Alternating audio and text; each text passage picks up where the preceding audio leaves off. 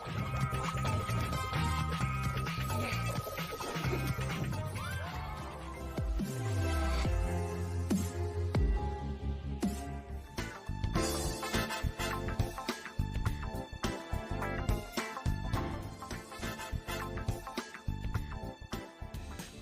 students, welcome to Visionarum Online School organized by Department of School Education and DCEB Visionarum District.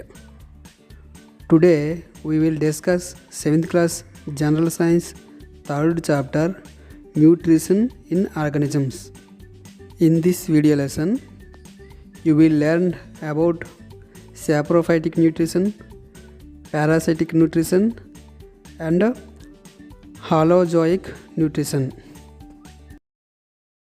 First one is saprophytic nutrition. Mushrooms are not green in color and not eating food like animals. How do they get their food? Mushrooms grow on dead and decaying matter. They secrete digestive juice on it, convert it into a solution and then absorb the nutrients from it.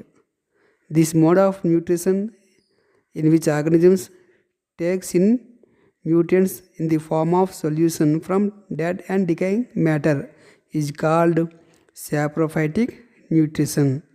Generally, we see this saprophytic nutrition in certain microorganisms such as bacteria and fungi. Activity 4. Observation of the saprophytic nutrition in bread mold. Aim of the activity: to observe the saprophytic nutrition in bread mold. Materials required: piece of bread, water, a container and hand lens. Procedure: take a piece of bread in a container, sprinkle some water and close the container. Open the container after a few days and observe. Observations: you will see cotton-like thread spread on this piece of bread and bread size is decreased. These thread-like structures are called fungi. They don't have chlorophyll, so they obtain their food from dead and decaying matter. What happens to the body of dead rat a few days later? Do you find any trace of its body after a month? Where did that body go? Yes, saprophytes grow on this dead body, decompose it and mix it in the soil. Thus, saprophytes help us by cleaning the earth's surface by removing the dead and decaying matter. Next one, parasitic nutrition. Have you ever seen yellow thread-like structures twining around the stem, branches and leaves of some trees? This figure shows such a plant.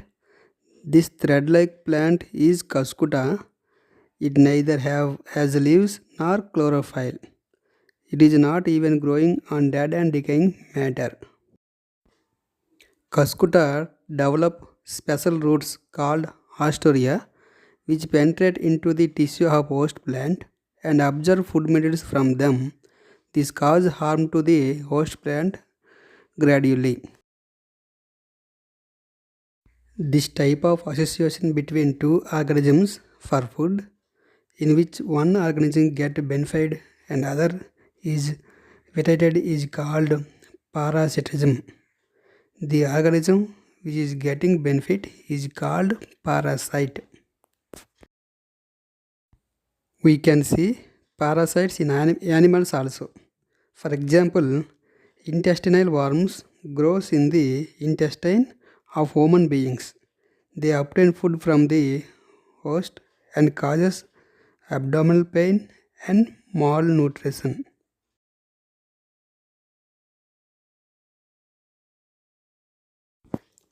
Next one is symbiosis. Some plants of the dal family possess a type of bacteria growing on their roots in nodules. The bacteria fixes nitrogen for the plant, while it gets shelter in the roots of these plants. Such as an association is beneficial to both groups and is called symbiosis.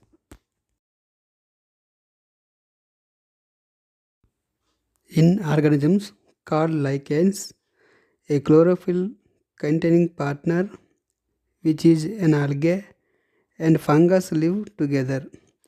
The fungus provides shelter, water, and minerals to the algae, and in return, the algae provides food for the fungus. Next one is holozoic nutrition.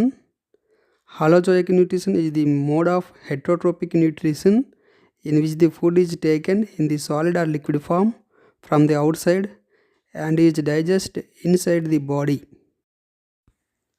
The steps involved holozoic nutrition are ingestion, digestion, absorption, assimilation, egestion.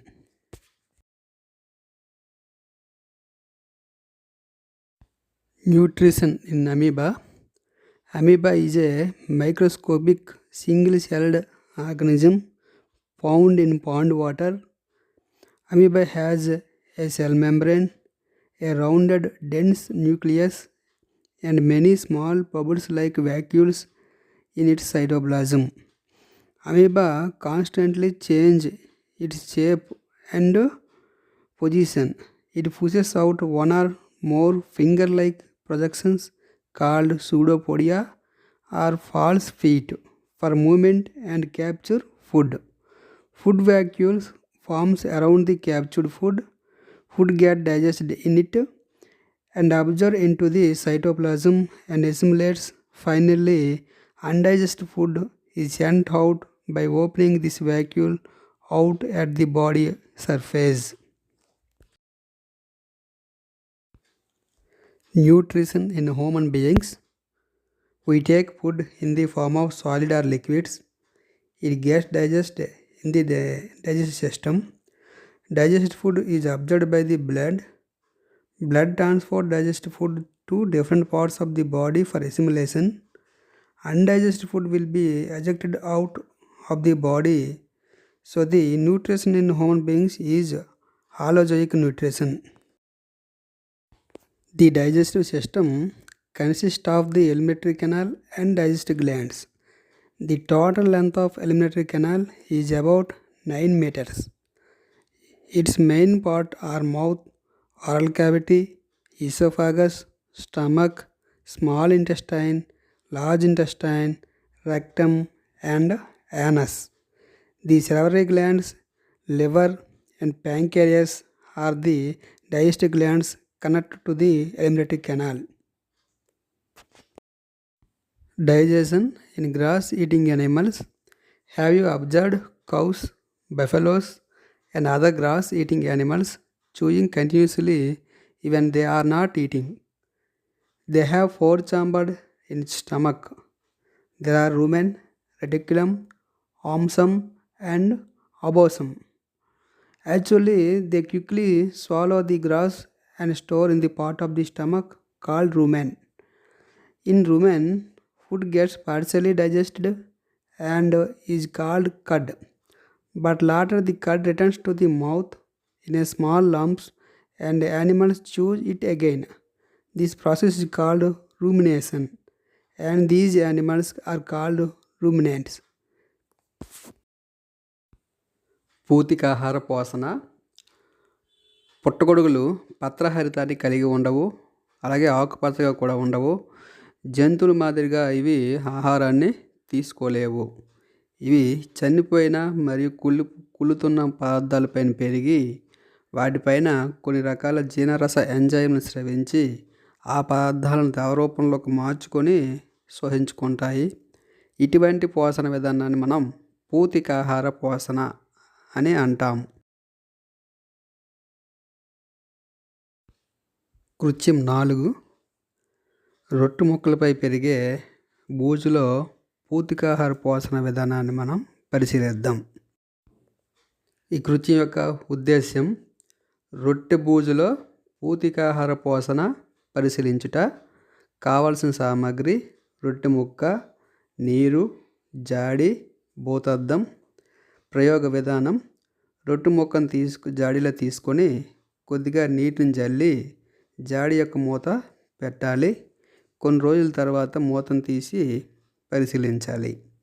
పరిశీలనలు: రొట్టె ముక్క పరిమాణం తగ్గినది, అలాగే ఆ రొట్టె ముక్కపై దారపోగులు వంటి నిర్మాణాలు మనకి విస్తరించి కనిపిస్తాయి. ఈ దారపోగులు వంటి నిర్మాణాలనే మనం శిలీంధ్రాలని అంటాము. వీటిలో పత్రహరితం లేకపోవడం వలన ఇవి కుళ్ళిన పదార్థాలపై పెరిగి ఆహారాన్ని పూతికాహార పోషణ విధానం ద్వారా సేకరించుకుంటాయి. ఉదాహరణకు ఒక ఎలుక చనిపోయింది అనుకుందాం. ఆ చనిపోయిన ఎలుక యొక్క మృతదేహం కొద్ది రోజులకు మట్టిలో కలిసిపోతుంది. దీనికి కారణం ఏమిటంటే ఆ మృతదేహం పైన శిలీంధ్రాలు పెరిగి దాన్ని నేలలోనికి కలిపివేస్తాయి. ఈ విధంగా చనిపోయిన లేదా కుళ్ళుతున్న వ్యర్థ పదార్థాలపై శిలీంధ్రాలు పెరిగి వాటిని పరిసరాల నుంచి తొలగించి వేస్తాయి. ఈ విధంగా భూమిని శుభ్రపరచడంలో శిలీంధ్రాలు ఎంతో తోడ్పడుతున్నాయి. తర్వాత చెప్పుకోవలసింది పరాన్నజీవి పోషణ. పసుపు రంగులో దారాల్లో లేదా తీగల్లా అల్లుకొని చెట్లపై ఉండే ఇలాంటి మొక్కలను ఎప్పుడైనా మీరు చూసారా? ఈ మొక్క పేరు బంగారు తీగ లేదా కస్కుట అని అంటాము. ఈ మొక్క ఏదో ఒక పెద్ద మొక్కపైకి ఎగబాకి పెరుగుతుంది. ఆ మొక్కను మనం అతిథేయి అంటాము. ఈ కస్కుట అతిథేయి మొక్కలోనికి ఆస్టోరియంలు అనే ప్రత్యేకమైన వేర్లను పంపిస్తుంది. ఈ ఆస్టోరియంలు అతిథేయి కణజాలంలోకి చొచ్చుకుపోయి కస్కుటకు కావలసిన ఆహారాన్ని సేకరిస్తాయి. క్రమేణా ఈ కస్కుట అతిథేయి మొక్కకి హాని చేస్తుంది. ఈ విధంగా ఆహారం కోసం అతిథేయిపై ఆధారపడి అతిథేయికి హాని చేసే జీవులను పరాన్నజీవులని, ఇటువంటి జీవన విధానాన్ని పరాన్న జీవనమని అంటాము. మనలో కూడా మన ప్రేగులో కూడా నులుపులు వంటి పరాన్నజీవులు ఉంటాయి.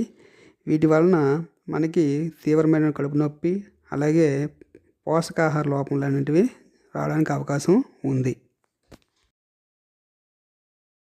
అలాగే పరాన్న జీవన విధానంలా కాకుండా ఆహారం కోసం గల సంబంధంలో రెండు జీవుల మధ్య పరస్పరం సహకరించుకుంటూ కలిసి పెరిగే జీవన విధానాన్ని సహజీవనం అని అంటాము. చిక్కుడు జాతి మొక్కల్లో వేరుబుడుపులు ఉంటాయి. ఆ వేరుబుడుపుల్లో ఒక బ్యాక్టీరియా ఉంటుంది. ఈ బ్యాక్టీరియా మొక్కకు కావలసిన నత్రజనిని అందిస్తుంది. అలాగే మొక్క నుండి తనకు కావలసిన ఆహారాన్ని, ఆవాసాన్ని పొందుతుంది. ఈ విధానాన్ని మనం సహజీవనం అని అంటాము. అలాగే లైకేన్లలో శైవలాలు, శిలీంధ్రాలు కలిసి సహజీవనం చేస్తాయి. శైవలాలు ఆహారాన్ని తయారు చేస్తే శిలీంధ్రాలు శైవలాలకు కావలసిన రక్షణ, నీటిని, ఖనిజ లవణాలను అందిస్తాయి. జాంతోభక్షణ. శరీరం వెలుపల నుండి ద్రవ రూపంలో లేదా ఘన రూపంలో ఆహారాన్ని తీసుకొని శరీరం లోపల జీర్ణం చేసుకునే విధానాన్నే జాంతోభక్షణ అని అంటాము. జాంతోభక్షణలో దశలు అంతగ్రహణము, జీర్ణక్రియ, శ్వాసన, స్వాంగీకరణం, విసర్జన అనే దశలు అనేవి ఉంటాయి. అంతగ్రహణంలో ఆహారాన్ని శరీరంలోనికి తీసుకోవడం జరుగుతుంది. జీర్ణక్రియలో ఆహారాన్ని సరళ పదార్థాలుగా మార్చడం జరుగుతుంది. శ్వాసంలో జీర్ణమైన ఆహారం రక్తంలోనికి తీసుకోవడం జరుగుతుంది. స్వాంగీకరణంలో శోషించుకున్న ఆహారం శరీరంలోనికి కలిసిపోవడం జరుగుతుంది. విసర్జనలో జీర్ణం కాని వ్యర్థ పదార్థాలు బయటికి పంపడం జరుగుతుంది. అమీబాలో పోషణ. అమీబాలు అనేవి సూక్ష్మదశలో మాత్రమే చూడగల ఏకకణ జీవులు. ఇవి చెరువు నీటిలో, కుంటల్లో కనిపిస్తుంటాయి. అమీబా కణత్వచాన్ని కలిగి ఉండి స్పష్టమైన కేంద్రకాన్ని కలిగి ఉండి అనేక రిక్తికను కలిగి ఉంటాయి.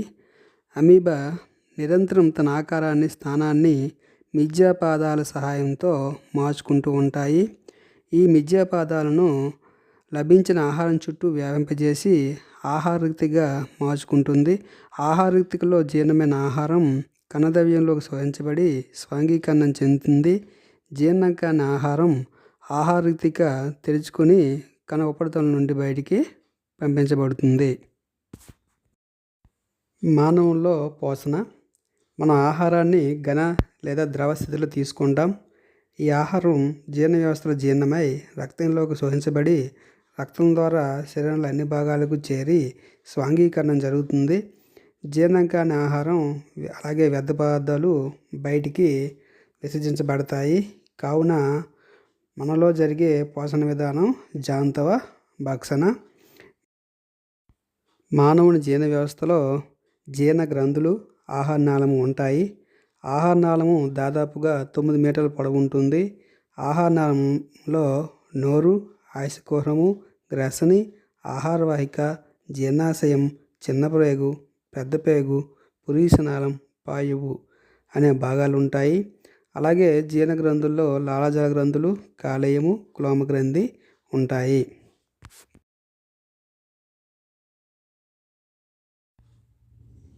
నెమరు వేసే జంతువుల్లో జీర్ణక్రియ. ఆవు, గేదె వంటి గడ్డి తినే జంతువుల్లో ఆహారం తీసుకున్నప్పటికీ నిరంతరం నములుతూనే ఉన్నట్టు మనకు కనిపిస్తుంటాయి. అయితే వీటిలో 4 గదులు జీర్ణాశయం ఉంటుంది. అది ప్రథమామాశయం, జాలకం, తృతీయామాశయం, చతుర్థామాశయం అంటాము. ఈ జీవులు గడ్డిని నమలకుండా నేరుగానే మింగేస్తాయి. ఇలా మింగిన గడ్డి ప్రథమామాశయానికి చేరుతుంది. అక్కడ అది పాక్షికంగా జీర్ణం అవుతుంది. ఇలా పాక్షికంగా జీర్ణమైన ఆహారాన్ని మనం కడ్డ అంటాం. విరామ సమయంలో ఈ జీవులు మళ్ళీ ఆ కడ్డిని నోట్లోకి తిరిగి తెచ్చుకొని నెమ్మదిగా నములుతూ ఉంటాయి. ఇలా తిరిగి నమలడాన్ని మనం నెమరు వేయుట అని అంటాం. ఈ జంతువులను నెమరు వేసే జంతువులని అంటాం.